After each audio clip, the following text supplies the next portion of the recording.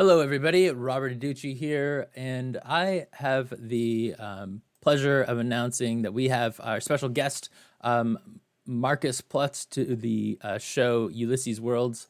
Hello, Markus, and of course, the usual co-host, usual troublemaker, Tim Brown. Welcome, Tim. So Markus is the CEO of Ulisses Spiele, and according to the website, that means that his job is to do everything that nobody else wants. So welcome, Markus.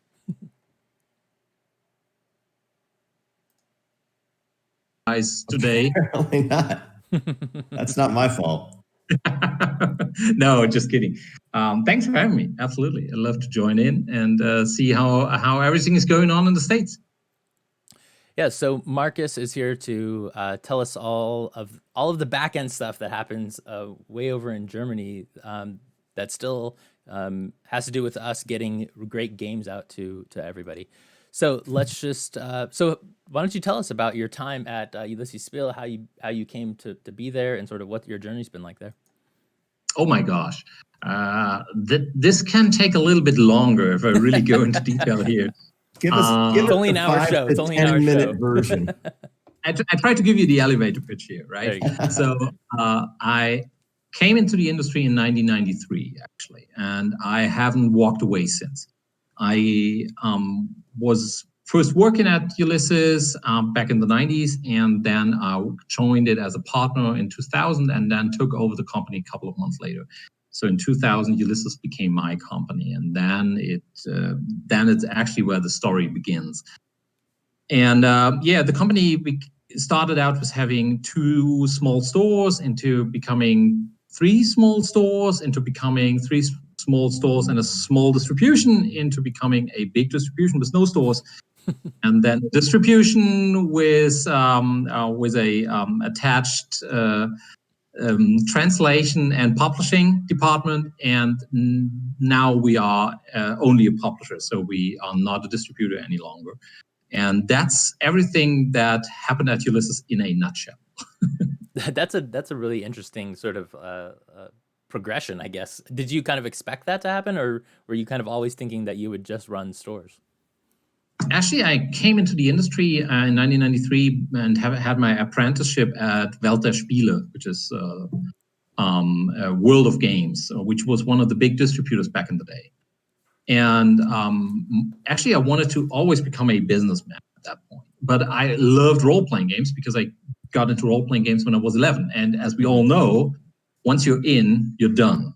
It's that simple. You can never get back out again. And so I was never actually thinking about becoming part of the industry, so that really happened by pure coincidence. So I was at a convention and helped somebody unload his truck, simply because I was there early and had nothing to do. It was that simple. So, and then I didn't even realize that he was a store owner. And then he asked me if I maybe could also help him set up his small booth there. And apparently I made such a good job that all of a sudden he just was gone, and I was there alone. And then the show opened, and I couldn't walk away, right? And so I was running that booth for something like 4 hours until he came back. And oh my gosh! I made a pile of money, and it was really like, oh my God, what did you do? And he just told me like, well, you just came over as somebody who liked to do stuff like that, and so I thought I could take care of other things, because actually I'm also organizing this convention. Like, oh, really? Thank you. Wow. And then a little bit later, he asked me if maybe I want to join the company, the distribution company, because they were looking for a salesman. And I told him I would love to, but I already have another apprenticeship that I'm starting in 3 months, because that was close to when I was finishing what is, well, in Germany, we don't have the same school system as you have in the States. So for us, this is somewhere in between high school and college. So it's so we are finishing our school, like the first year into college.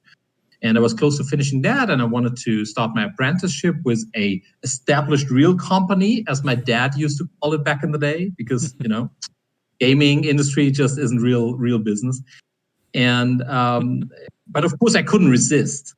And so I agreed to it. And man, you don't want to hear what my father told me back in that day. So, and that's how I got into the business. And well, like I said, I really never did get back out again. I studied economics in between after finishing my apprenticeship before I started to work for Ulisses back then. And but I never actually expected that the stores would turn into what they are now. And of course, there was a whole lot of luck involved, as there always is, because it was just I just used to be in the right places at the right time and met the right people, and well, hopefully I made the right decisions. And so that is where we are now. So you said that you didn't expect the stores to turn into what they are now. I think probably most of our viewers are probably, from America, or at least English speaking. And so, like, how are the stores over there in Europe? Game stores. Totally different. Totally different. I'm always surprised when I'm coming over to the US and I'm going into a hobby store that you really have space where people can play, because that's pretty unusual in Germany. It's not like it doesn't exist at all, but it's certainly not typical, simply because the space is so expansive. Germany is way smaller, and I had to realize that the US is just enormous. Everything is bigger. Everything is bigger. Even the stores are simply bigger. And they are just different. So in Germany, the stores are not as much hobby stores as they are in the States, but they are also selling a whole lot of other things. And it's also that that those stores really don't make their living on RPGs or what we call hobby products mainly, but it's other things like they're a mixture between toy stores, hobby stores, and comic stores.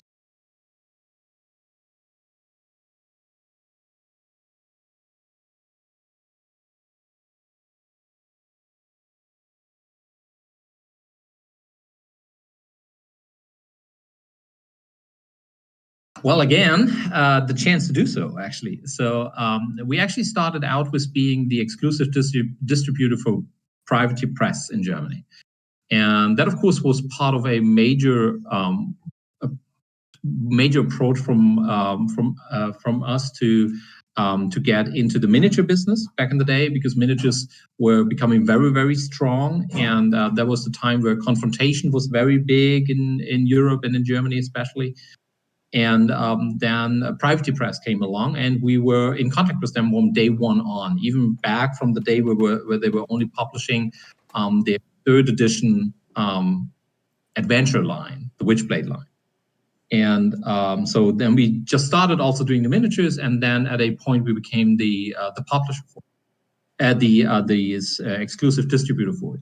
And then, of course, that meant that we also had to do translation for the rulebooks, simply because that was the way on how we could address all of the people that were playing only Warhammer or Warhammer 40K, because it was all in German. And so we had to start doing the translation. And that was a very weird process, because all of a sudden we realized what was coming along, because it was not only doing the translation, but it also meant like, oh, maybe we should do some editing. Proofreading would be nice too. Did anybody ever think about layout? And so it kind of like all came together.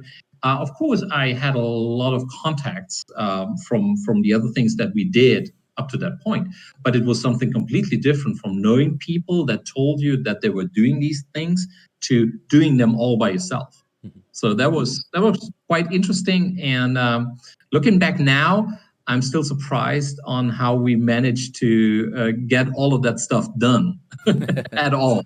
So yeah. Nice. And so how did Tim get involved? How did Tim get involved? I've always wondered that myself. It's actually that Tim and me met in Europe for the very first time. That's right. We were in Brussels. Is that right? Right. It was awesome. I was over there on another trip. I had done some gaming work with the French company Black Book Editions, and they invited me to a convention that I went to at a lovely chateau in the southern regions of France near Lyon. And after that, I traveled with my friend who is also a guest at the same convention, Shane Hensley. The two of us went north, and we decided to travel north and visit, of all things, the Waterloo battlefield, which we went to see. And we were in Brussels on our way eventually to England. And he says to me, "Hey, my friend," this is Shane said to me, "Hey, my good friend Markus Plötz is willing to come have dinner with us at the hotel in Brussels." So we just all hooked up, and it was a terrific meeting on this large, enormous square someplace in Brussels. I couldn't tell you where. I could never find it again if I had to. And we had a wonderful dinner, and I met Markus, and I believe who was with us? Andre, that's right. Andre was with us that day. I was thinking it was Carson, but it was not. We miss Andre, but we had a terrific time, and just from that friendship, later we started chatting about how are we going to get some of these things done in English, and it all came together from that. That's my recollection, Markus. You can correct me on any details there. I actually agree 100%, and I can also recall us talking a lot about that buck burger they had on the menu.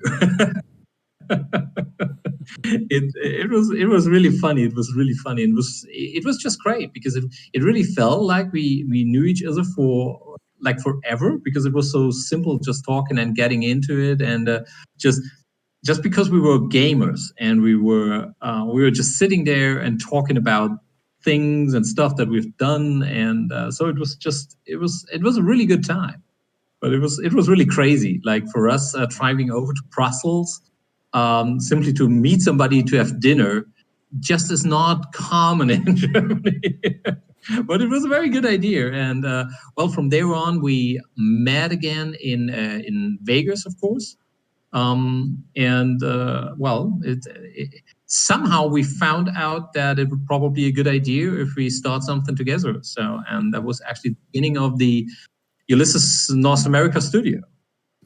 Absolutely. Yeah, that was terrific. We figured out there were products to put over here in English, and they needed somebody to head that up, and I agreed, and it's been a great relationship. It's been like that's at least 6 or 7 years ago now, isn't it? Something, yeah. It always feels like it was just yesterday, doesn't it?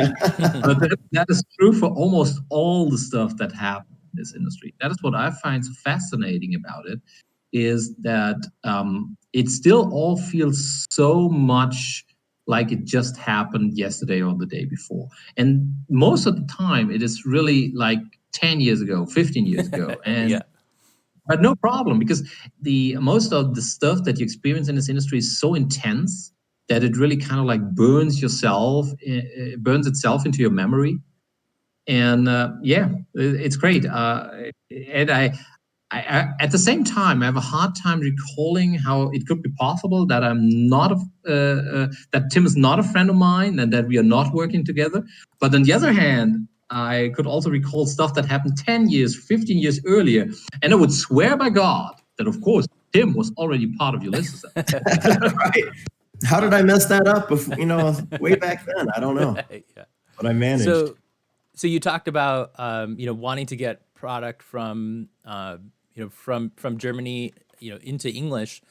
So what was the first product that you guys brought over here and translated or created? The Dark Eye, I assume, right? Or was there something else? Yeah, all true. No, the objective, of course, was to get the Dark Eye in its at the time brand new 5th edition, and begin the translation work to introduce that into the English-speaking marketplace. Which, honestly, the game had never really been translated before. There was a brief translation by FanPro. We'll talk about them a little bit later. But this is the first really serious effort to put a really top quality published role-playing game book out for the Dark Eye, Das Schwarze Auge, and translate that into English. And it was a fascinating experience to get that massive volume through a translation process that was very much experimental at the time. So yeah, it was awesome. And we're still working on it today. Yeah, speaking of which, so the Gods of Aventuria crowdfunding is live right now, and it runs through August 11th. The crowdfunding is for the Gods of Aventuria book and the Theater Knights campaign books 4 through 6. A little while ago when I checked, I'm not sure if we've jumped up, but we were at 242 backers and over $46,000. We were pretty close to the next stretch goal, which is the Theater Nights poster. Theater Nights number 5 poster. So we've had several of those before. So there'll be a lot of posters as stretch goals or as prints. And then the next one at 50,000 is the GM screen inserts. And if you don't have like one of the GM screens where you can just put inserts in, you can get that as an add-on. We have a universal GM screen add-on, which just recently became available. So definitely check that out. Markus, what can you tell us about the gods of Aventuria and the Theater Nights? Well, for me, actually, that's a funny part. For me, of course, the Gods of Aventuria is something that is already a while back when we published it in Germany. Mm-hmm. I was actually part of the design team of the 5th edition for the Dark Eye, and that is pretty unusual. Like, you introduced me as I'm doing the stuff that nobody else wants to do. And guess what? Everybody wants to write books and work on rules, right? And design games. And that is actually why I got into the industry. But somehow I found that there are so many people that are way better at it than I am, that I rather stick to the business part. Anyway, I somehow got involved in the design, and so I was still involved until Gods of Aventuria. But of course, being the CEO of a publishing house, and a publishing house that is growing, is a lot of work all by itself. So I had to find a way to get other people in. So I found a new line manager with Nico Hoch for that job. And so Gods of Aventuria was the last book that I was involved in. And I can still remember fondly, and when we were sitting there and discussing all of those, all of the special abilities, and that is the special abilities and the liturgies and all of these things, which are the main part of the rules involved in the book. And we were really sitting there. This is something that we still do, but I'm not involved in it anymore because it eats up a ton of time. That after thing is totally done. So we are totally done with everything. We are 100% sure now we can print the book. Then we are sitting down and go through all of the rules parts line by line to see if we can still find anything. And of course, we still do. You always find something. You always find something that you have to change or that you want to make better. So it's just about the quality. And I can still remember us sitting there and having so many interesting discussions about, does this rule really fit the overall idea of this god compared to this god? And that you really try to balance things, not only from the crunch side, from the pure number side, which is easy actually in a way, because you can use mathematics to really do calculations on it and see if it kind of like fits. But it also has to feel right. And especially when you're talking about something where we have very present gods, as we do have with the Blessed Ones, that really are representing their gods in the world of Aventuria, it also has to feel like this liturgy really fits and that this special ability really fits. And that was way more work than we expected, way more work than we had back with Magic or with the Compendium, where it was easier because, in a way, everything that has to do with the gods has to be way more perfect, because there's no discussion that a god would take that, right? And so that was really, really interesting. And I personally enjoyed, especially the part that is about the Nameless One, because I still think that the Nameless One, that this god is just the perfect antagonist for every story. And I really love working on that part. So I really think it's great. So I have a question for you, Markus, that I think people would be interested to know how, from its origin, Das Schwarze Auge, which has become in English The Dark Eye, how that originated, how that came through other publishers, including Fan Pro, and then ended up in the hands of Ulisses Spiele. Okay, well, that is, of course, also a pretty long story, because The Dark Eye started out in 1984 in Germany. And the story behind that is actually pretty funny, because the guys that did The Dark Eye, Werner Fuchs and Ulrich Kieso mainly, they were actually translating D&D at that point. So they were the translators for D&D into German. and they were part of the negotiations back in the day between TSR and Schmidt-Spiele. Schmidt-Spiele wanted to pick up D&D because 1984, between 1983 and 1984, that was one of the big things, right? That was really hot. That was white hot, and everybody wanted to pick it up. And of course, they being the biggest publisher in this part of the industry back in the day in Germany, they wanted to be part of the role-playing game industry. They didn't know shit about what role-playing games meant, right? Because they were publishing normal board games, and they expected them to be pretty much the same thing, but they did not understand anything about it, nothing. That's why they had Werner especially come in and kind of like tell them, what the hell are they talking about anyway here? And they were really supporting them. So they already had an agreement that they settled on. That was late 1983, kind of like, I think, something like October. And all of a sudden, TSR came over and was greedy and told them, like, well, yeah, I think we agreed on all of this, but we think it's not fair. We want to have double the royalty. And at that point, the guy that was working for Schmidt-Spiele simply kind of like totally freaked out. Like told them, like, you must be kidding me, and not that nicely, right? And that is probably something that Germans simply don't take well. Simply because if we have an agreement, if we agreed on something, you stand by your word. That's just part of our work ethic. And so for him, it was totally not even thinkable that something like that could happen. So he was there, sitting there with his pen in his hand, wanted to sign the contract. And then he just told that guys outright, so either we get this contract now signed for the original terms, or we will design our own role-playing games and kick you out of the German market in a year. He did not even know what kind of game he was talking about here. But that is what he told. Wow. So the TSR guys went away, and probably they sit there, talk about it, and came to, they probably already were talking about with other companies that agreed to, well, right, we're going to do it anyway. These are the terms, we're going to do it. Because they had another company doing it not that much later. But then, of course, Schmidt-Spiele was so upset about the whole situation that they simply turned around to Werner and Ulrich Kieso and told him, like, all right, you have to design a role-playing game for us. That has to be ready by February next year. We need to present it there. So it's not like it has to be written. It's not it has to be layouted. It has to be available. Wow. And they, because of the money they were offered, they agreed to it. And so they really sat down and they were working. Werner told me they were working something like 16 hours a day for the next 2.5 months straight, because they had an agreement for 2 boxes and 4 adventures. And wow. They made it.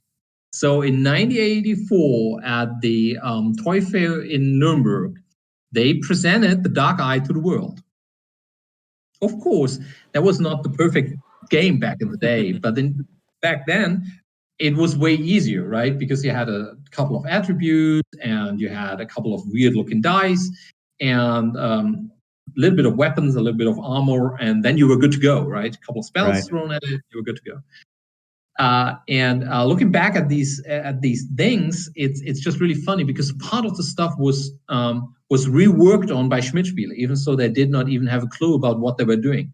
So the second box, which was the tools of the game master, and you just have to realize that in Germany it was not being the game master was literally translated, and that means something like that is what you also call the guys that you have when you're more into BDSM, right? Reading you in the torture room. So that had a very weird feeling to it right from the start. Yeah. And that box included stuff like a real plastic mask to put on. Right. It was kid-sized. And that is, if I would try to put it on right now, it would be that big. Going from there to there. It would really it was really kind of like, it would really cut my face because it was made from raw plastic. Right. And that was not part of what Werner and Ulrich designed, but it was what the Schmidt-Spiele guys thought would be helpful. They also had things like pawns to go along with in that box. But they thought, oh, well, these are so small, let's pull them up to more action figure size. So all of a sudden, you had pawns that were kind of like this big that you just couldn't use at the table, right? Because you know how these things work. And half of those adventures, if you read them today, really read like they read like somebody had written them late in the night, not really knowing what they were doing, not really having a clue about role-playing games working and that's probably closer to the truth than we hope it is. And but still, Schmidt-Spiele was so big at the time, they could just simply get it out into the market, and they made role-playing games big in Germany.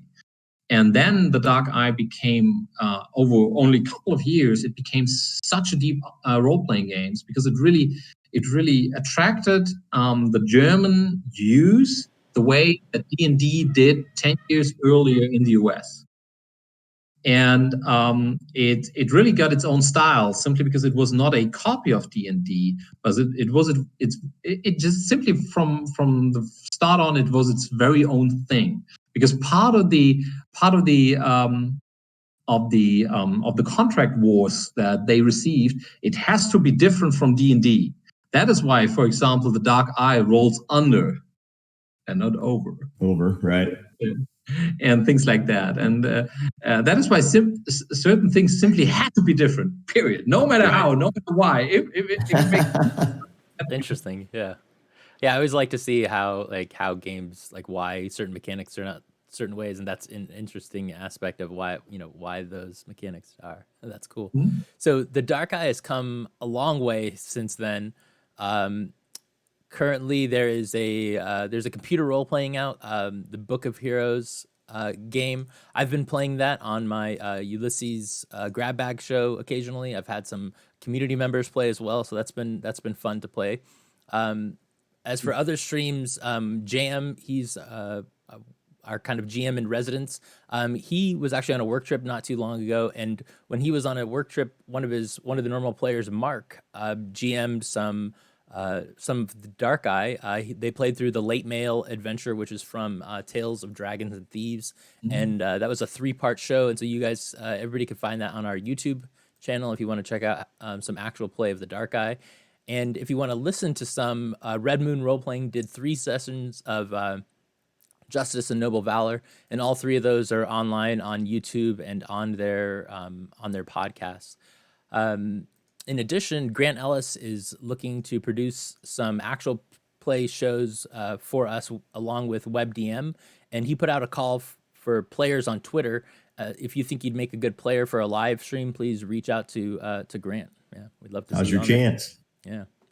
Yeah. Now, I just want to say that set in the same universe, of course, as the Dark Eye is also the Aventuria adventure card game, which is a completely different and unique gaming experience, but it's set in the same universe. What was the impetus, Markus, to create the Aventuria game, and what's part of its origin? Oh, well, that actually is that's my fault that we now have the Aventuria card game. It was all mine. It was one of those things I was dreaming about for years as we picked up the Dark Eye, and I was always dreaming about having a really cool adventure card game. And that's been, of course, years back. And back in those days, you hardly had anything like that. And so I went to a game designer that's a good friend of mine, Michael Palm, and asked him to design me something where I can play with the characters.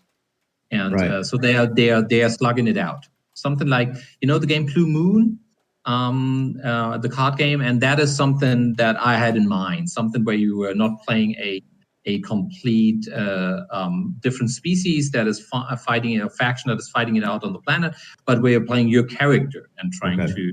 Yeah.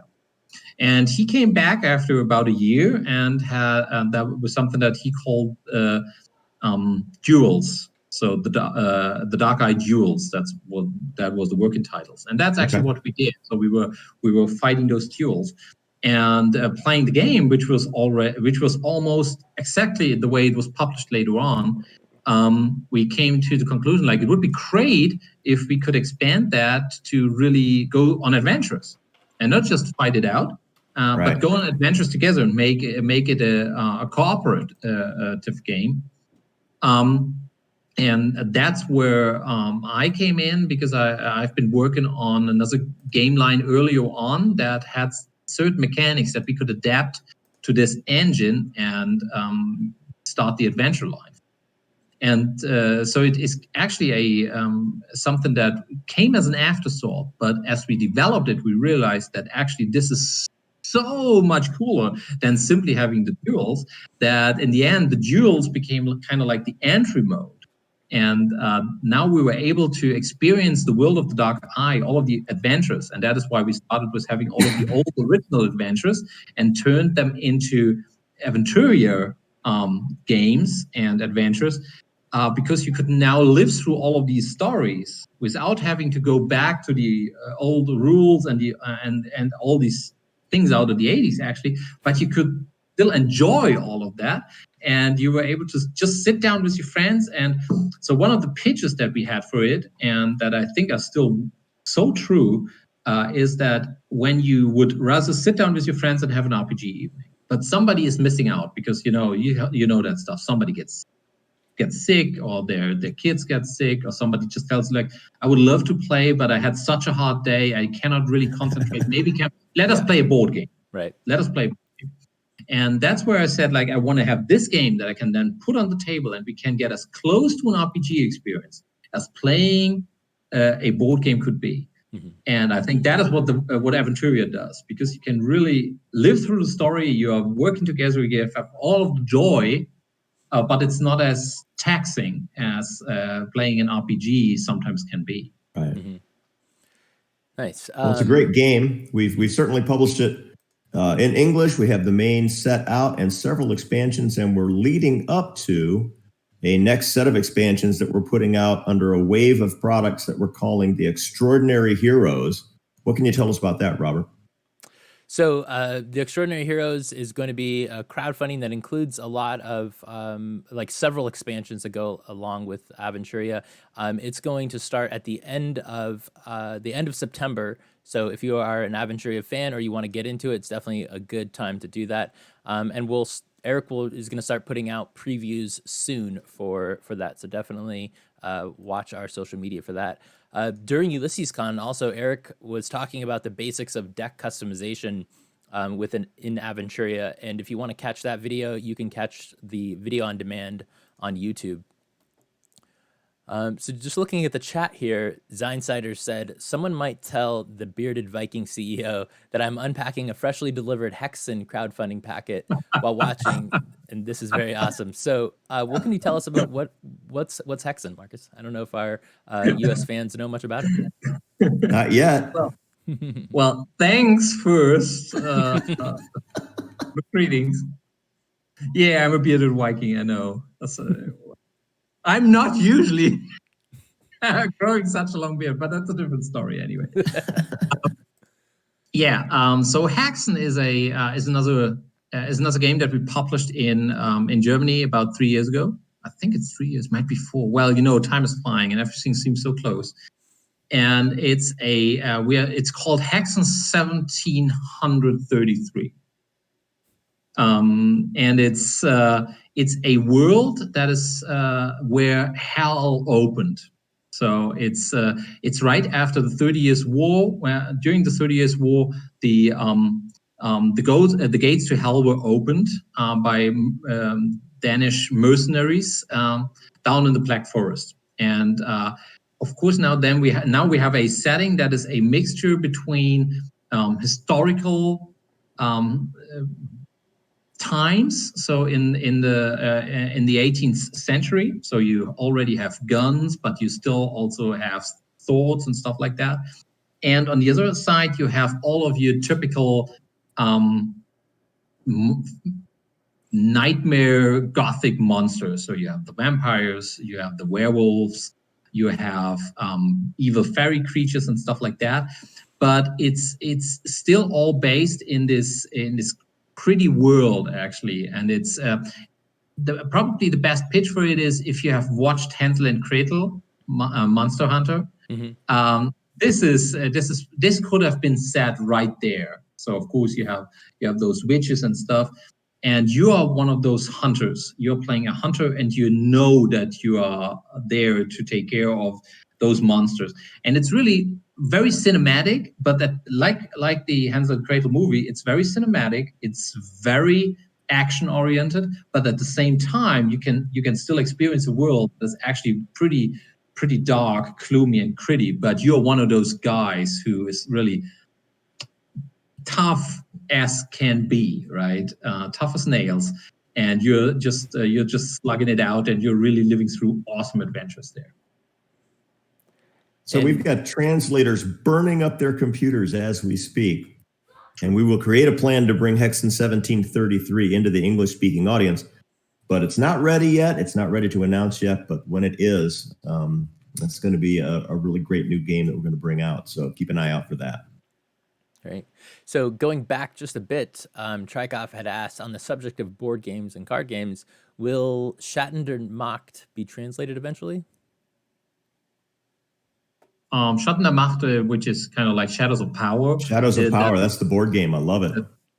It's a board game set in the world of Aventuria, but it's not just something that uses the skin of Aventuria, of the world of the Dark Eye, but it's actually a really awesome Euro style game that started out under the pitch of Risk Aventuria, but it certainly is nothing like Risk because it's really a great Euro game, and it uses the world of the Dark Eye to add to the mechanics.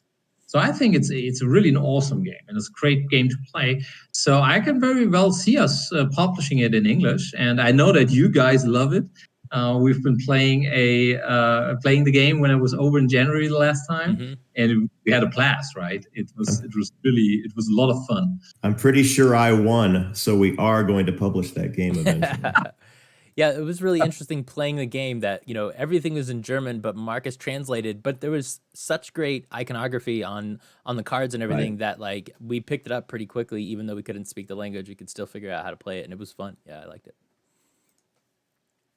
So moving along here, let's start talking about Torg Eternity. So in the chat, someone, again, Ziinsider asked, I would like to know the initial how the initial decision to buy Torg Eternity and the sale and kind of everything kind of went down. What can you tell us about that, Markus? Well, I probably announced it more than once that I'm the biggest Torg fan in the world. So it's that simple. This was a decision made from passion and passion alone.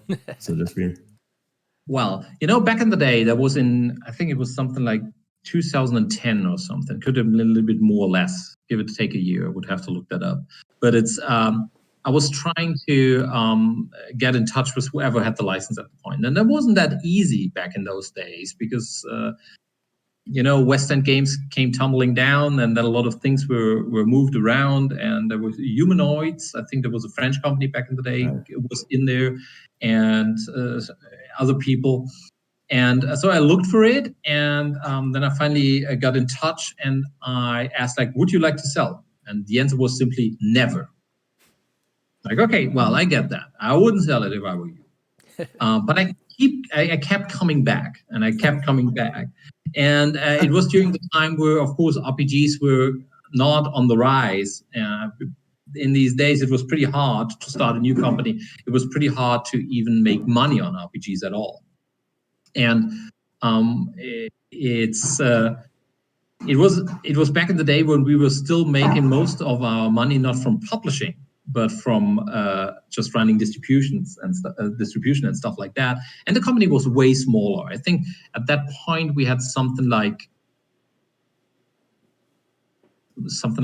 10 employees or something. So it was way smaller, and it was really hard to feed everybody.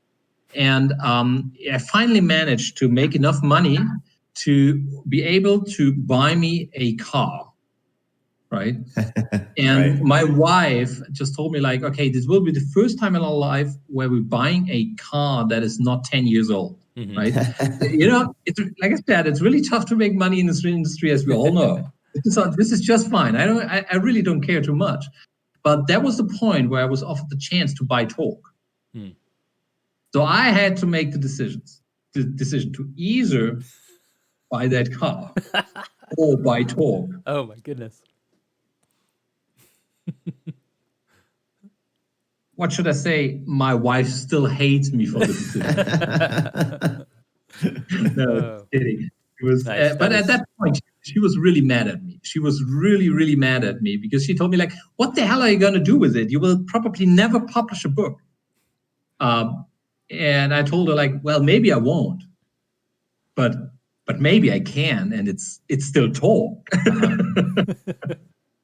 Well, nice. It seems like she loves me enough to That's good to know. To live through it. So, obviously you did publish books, and you published a bunch of books. And we've got people streaming those games. We've got JM doing the Four Horsemen every Tuesday at 5:30 Pacific on Twitch, and then that gets uploaded to YouTube. And that game features Ross Watson, one of the Torg Eternity designers. We've also got How to Be a Great Game Master. He recently put out several videos about Torg.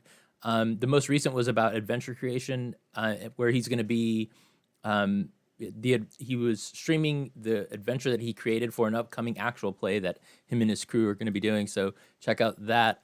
We'll put the link in the show notes.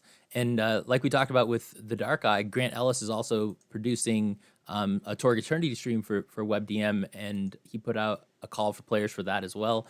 So we'll link that if you think you would make a great player for that. So one more question from the chat. Jihi asked, let's see, where did it go? Any news on the publishing deal for the Torg novels? So we had Rich Baker on during Ulysses Con Online, where him and Greg talked about his novel. What is it called? The Maelstrom Bridge. Is that what it is? Maelstrom Bridge. Yes. Yeah. So can you guys tell us anything about what's going on with that? Yeah, actually I can. We have Rich writing, he's written that first book. It is ready for publication. He's got other books in the works, and we have other novels in the works for other game lines that we have all in progress with some really great authors. And we're looking for just the right publishing deal to make sure that all of those novels come out in the best possible way and get the best possible attention for the game lines and for those authors, and so that everybody can enjoy them. And we are this close. We are this close to negotiating exactly the publishing deal that we want, and we'll announce exactly what that is soon. So Rich Baker's novels will probably be the first ones that actually get out under that new publishing deal. And as soon as we can announce that, we most certainly will, and it will not be long. So just, watch this space, as they say. So Marcus, Torg was not the first, or might have been the first game line that you purchased for Ulisses Spiele, but it was not the last. You've also recently purchased the Myth IP. Can you tell us about that? Like, how did that come about, and how did the ideas to kind of make the Dawn of Heroes and then make Tales of Legend come about? Again, of course, this is going back some time, because we've been working with the guys from Megacon Games for quite a while, even before they even thought about doing Myth. So back in the Mercs times, where we were still the original miniature game. And at that point, we were the miniature distributor in Germany. So there was GW distributed by somebody else, and then everything else was published by Ulysses. So at that point, we were just the go-to company for miniature games in Germany. And so at Spiele, actually, they had a booth, and they were offering mercs and giving demos and stuff. And that's where we met. And then, of course, it started out as being the typical discussion, like, well, are you looking for a German partner? Oh, well, that would be awesome. What would you offer? And like, well, this is what we can do, et cetera, et cetera. And we then found that we kind of like got along very well. So it was especially with Prine and me, and also keys that came in. And it was, again, it was just the feeling like, hey, here, that fits. That just is a perfect fit. And then they started offering Myth on Kickstarter, and we got into contact. Like, well, maybe you wanna have a somebody working on a German edition. Maybe we can help you with the fulfillment and stuff, because there was things that were still up in the air at that point. And as it was usual in these days of early Kickstarter, they really don't had too much idea of what the hell they were doing in the first place, right? So especially with fulfillment, which was something that was completely new to everybody back in those days. Like, how can you do something that is really more or less like you're running a comp?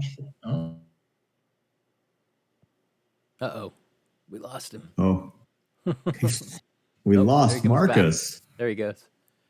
You there, Markus? Are you back? Well, I don't know what happened. I hope I am. Yeah, we lost your video, can hear you. but we can hear you now. You can hear me, but you cannot see me. Correct. We see a nice picture of you that looks nothing like the Viking warrior you have become today. I love you too, my friend. Oh yeah, man. There we go. There we go. Back now. Well, yeah, we are actually quite a little bit distant from each other, even so it doesn't look like it, right? Yeah. So actually we tried to help them with fulfillment in Europe, and that turned out to be a complete and total nightmare. But it was really, we had things like we were accused of tax fraud because of the way that they shipped in stuff from China. Oh, wow. And I had to I even always goes track to court because of it, because the German IRS thought that I was all responsible for all of this and stuff like that. So it was a pretty tough time.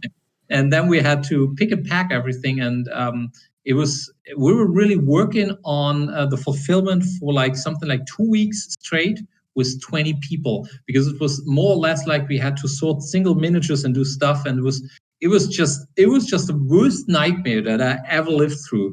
But it kind of helped us to become really close friends, actually. So it was really good for something, and that actually meant for me that Myth means something to me personally, because I went through such great pains to make it possible that even the first game was delivered. That I started to talk with Brian and Keith when they were evaluating, maybe we want to move on and do something else and become game developers and not a publishing company, because there's a big difference here. Like I said, there's a great people that are able to design great things, but in the end, you also need to have somebody who is really running all of the numbers and keeps the logistics working and stuff like that. And that is actually what we came down to. Okay, let Ulisses do the job, and so that you guys can focus on designing great and awesome games, which they are doing. And I really enjoy working with them. And I hope they will do so for a very long while. And I know we still have other things in the making there, so that would be all very, really awesome. And that's actually how, in the end, we came to pick up Myth. Nice. So Eric and Keith and Brian, they've all been doing a great job, and Christian and everybody that have been working on Dawn of Heroes has gotten it into a great state. We recently released the Myth Dawn of Heroes demo rules, which are available on the website. You can get them print and play on drive-through, or you can download the tabletop simulator demo. So it's a 2-player demo that takes you through the first act of the Avatar of Shadows adventure. And the other day, Eric and I played through that first act on Tabletop Simulator, and you can watch that on YouTube. Ross and JM, they've been working on their Myth Tales of Legend game. So that's a role-playing game in the world of Myth. And we also recently released the quick start for that, which is called The Lost Barrow, and that's available on Drive-Thru RPG. I recently did a read-through of the adventure, which I really liked, because it really talks you through the rules on how to run the game, and kind of gives a lot of suggestions for the players too. So it really walks people through that. So definitely check that out. And Ross and JM every Thursday at 11 a.m. Pacific. They talk about myth, tales of legend in their campfire chat show. Today's talk, which will be on here in just over an hour, is about character backgrounds, and then next week their talk is about the setting book that will be included in the starter box. So let's move on to Fading Suns. Markus, why don't you tell us how you got Fading Suns? Hopefully you didn't have to get a car or a house, as someone said in the chat. No, that is actually something that happened a little bit later than Torg, and back then we already were established publisher, and that was easier. That was at a time where we were thinking about, okay, now we are becoming more and more of a publisher, and we want to have more game lines that we are publishing ourselves, and we have a very strong fantasy game.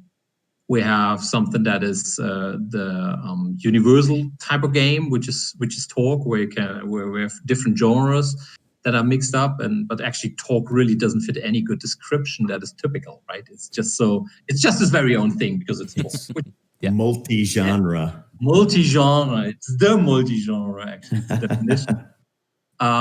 So we were thinking about we should have a science fiction game. And again, Fading Suns was one of those games that I've been playing a lot when I was younger, and that I enjoyed, and that I always loved simply reading the things. And that is what I based my decisions when we bought new games were always based on, like, is that something that I want to do? Is that a game that I love? That is why we picked it up. And that was just true for Fading Suns. And that is where, when I was going through, okay, now what are the games that I've been playing back then? And that was when I stumbled over, like, okay, well, what actually happened to Fading Suns? Because it kind of like totally fell off the radar because it was very, very big. And then all of a sudden we had the big D20 bubble that burst, and Fading Suns kind of like disappeared, like a lot of other games did back in the day. And so I tried to find out who does Fading Sun, right? Mm-hmm. And I realized, look, okay, now it's actually being published in a way by FASA. And so I reached out to Ross, like, hey, Ross, because Ross is a good friend of mine. We're talking about Ross Babcock now, not Ross. Yeah. We're talking about Ross Babcock here. One of the guys that invented BattleTech, actually, right? Run and stuff. And so I asked him, like, Ross, who actually owns the IP? So because I would be interested. So he connected us, and so I sat down with Andrew and with Chris, and we had a call, and I kind of like pitched them, like, this would be the idea that we have for the game. It might take a while, but I think we will get there. And so we agreed that it would probably be best for everybody involved if Ulisses would just take over and publish a completely new and reworked and a version of Fading Suns that they would always wanted to see, but were never able to really pull off, simply because it is so resource intensive. If you take a look at the number of pages that the first wave alone has, mm-hmm. and the time that went into developing it and refining all of the stuff, be it the background, be it the adventures, be it the rules, and all of the materials that we put into it, and then alone the artwork. It took us forever to really find the art style that we were looking for, and then do all of those pictures, because here we are talking about hundreds of full color pictures, like we did with Torg, to really give it its feel and this high quality that we wanted it to be. And so I'm really happy that we had the chance to, and I'm even happier that we did it. And I'm looking so forward to see those books coming out now.